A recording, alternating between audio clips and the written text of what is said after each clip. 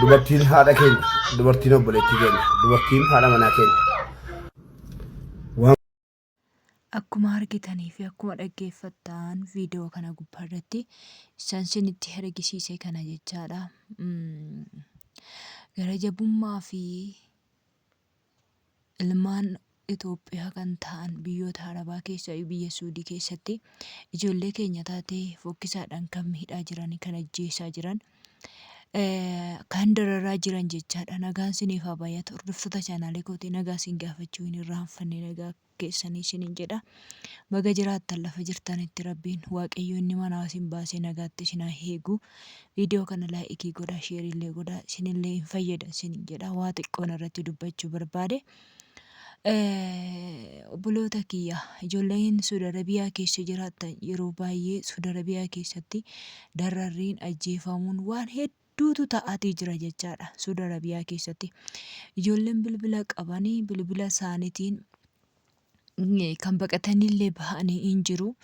Kaan isaanii immoo waan hedduutiin kan miidhamaa jiran, kan bilbila hin qabne bilbila irraa fuudhan. Yeroo ammaa kana keessatti biyyattiin tun otoo cufamte ijoolleen Itoophiyaa biyya keessaa otoo gara sana imaluu baatte baay'ee tokko namatti tola. Akkasuma obboloota keessan biyyoota Suudi Arabiyaaf imaluudhaaf karoora qabanillee adaraa Rabbii akka isaan hin deemne dhoowwaan isiniin jedha. Namni tokko gaafa bakka hin taane galeetoo miidhamee ayyadoon yeroo sana dhoowwe yeroo sana odoon hin deemin jedhee ni jiraadhe jechuun gaaburra har'a otoo obboleettiin kee hin miidhamin, otoo obboleettiin kee waan hamaa kana keessatti hin darbatamin akka wal dhoowwitan isiniin jedha. Biyyattiin tuni biyya gara jabeettidha. Biyya Rabbiin hin sodaanne, uumaa ishiillee kan hin sodaanne. Itoophiyaa jechaan nuyi wanti garaagarummaa nu godhe hin jiru. Inni nu uume tokkodha. Garuu wanti gargar nu godhe bifa keenya duwwaadha. Namni immoo bifa isaatiin gurraacha'eedhaaf hin du'u. Ani dhugaa hedduu takka na gaddisiisa. Taateen achi keessatti ta'aa jiru viidiyoo tokko na gubbaa irratti sheerii godhanii turan. Obboleettiin tokko jechaadha baay'ee kan gadditu, baay'ee kan boossu. Boofa lamatu mana keessa jira jette. Boofa lamaan mana keessa jira, kanarraan immoo na dhukkuba. Boofa sana yeroon gaaf sana arguu kaasee na dhukkuba, qoonqoo kiyya na jammare, baqa na ukkaamse jette. Mana yaalaa na geessaa jennaan na didan jette. Naasuu sanarraan kan ka'een qabamee jette. Ilaa obboloota kiyya. Wantoonni akkanaa biyyoota Suudi Arabiyaa keessatti baay'inaan jiru. Wantoonni akka bineensota mana keessatti guddifachuu, akkasuma immoo Dubaay keessarra ijoolleen tokko kan argan hin jiru. Yaa ta'u malee Dubaay keessatti akkasitti dararaan miidhaan akkasii kun baduma hin baay'atu. Suudiin baroota darbe keessatti gisee tokko akkasittiin ajjeesaa turte. Ammumallee akkasumatti harka ishii fudhattee tarkaanfattee ijoollee keenya gubbaa irratti miidhaa adda addaa geessisaa jirti. Kanaaf wanti isin of eeggannoo barbaachista. Warri achi jirtan Rabbiin kadhadhaa, Waaqayyo dukkana keessaa isin haa baasu isiniin jechuun barbaada. Akkasuma immoo warri immoo bakka isinii hin taane ta'e gara karaa ittiin gara Itoophiyaa galtanirree barbaadadha. Biyya keessanitti gala. Sammuu nagaa yoo fudhattanii biyya keessanitti galtan, kaan keessan dhala keessan guddifachuudhaaf biyyaa baatan ta'a tarii. Kaan keessan immoo haadhaaf abbaa keessan jijjiirra jettanii biyyaa baatan ta'a. Kaan keessan immoo jireenyuma keessan kana jijjiiruuf biyyaa baatan, garuu immoo akkasiin baatan ta'uu dideetu jireenya dararii fi jireenya gaddisiisaa keessa, rakkoo keessa buutanii jirtu. Adaraa warroonni rakkoo hamaa keessa of darbattanii rakkoo hamaa keessa jirtani karaa ittiin baatan barbaadadha isiniin jedha. Biyyi tun akka biyya Itoophiyaa irraa cufamtu dhugaa Waaqayyoo jechaadha. Itoophiyaan otoo achi deemuu baatte baay'ee beessa. Gisee tokko akkuma cufame ammallee otoo cufame ijoollee baay'een iyyata isaanii dhageessisaa jiru. Dhugaa dararrii fokkisaa akkasii siruman argineen. Maaliif akka ta'e hin beeku. Isaan dubartii hin qaban ta'u dubartii qabu sila dubartii maal akka isaaniif taatuun hin beeku dhugaa. Dubartii jechaan haadha obboleettiidha. Waan hundumaa ta'u dubartii jechaan isaan garuu dubartoota keenyatti akkam akka isaan garaa jabaatanii akkasitti harkaaf luka hidhanii dabaddabanii miidhaa adda irra geessisan. Ijoollee baay'ee hin argitu, TikTok irratti hin argitu, karaa Facebook irratti hin argitu jechaan.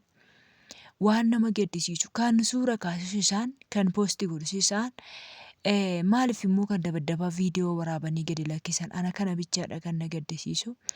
Agarreetti baqattu hin jirtu harkaa fi luka hiitee waarratteetu ijoollee keenya gaafa itti kaan qarshii nu jalaa fuute jedhuun waan tokko nu jalaa fuute bakka xibabii itti funaananii waarrataniitu akkaataa ittiin miidhan barbaadu.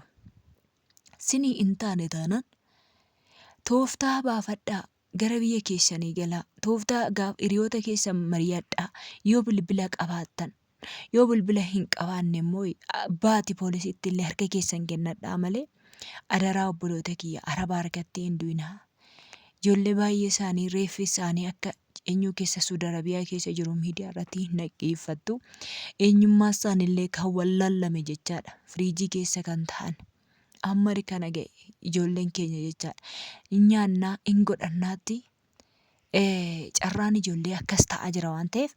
Kanaaf isin immoo obboloota kiyya waan akkasii kana gubbaarraa isinillee of eeggadhaa isiniin jechuu barbaada. Adaraa. Kuni baay'ee sodaachisaadha dhugaa rabbii dubbachuudhaaf.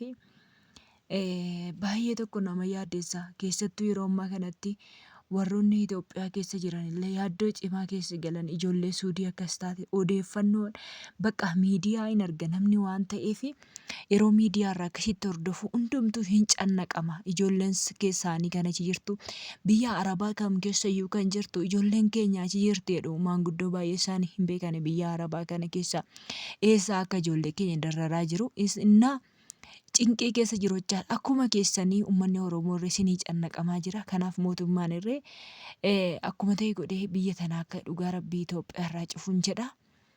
Kanaaf abshiroomaa miti waaqayyoon kadhadhaa akkuma amantii keessanitti du'aa'ee godhadhaa kadhanni wanti hin goone tokkollee hin jiru. Yoo kadhattaniin ooltu waan kam keessayyuu hin dabartu jabaadhaa isiniin jedha irrifatinaa ijoollee baay'een. Wantoota bineensota kana yeroo argan baay'ee isaanii rifatu baay'ee isaanii immoo sanuma keessa dhaabatanii waarrataniitu obsanii waaqayyoodhaan eeggatu.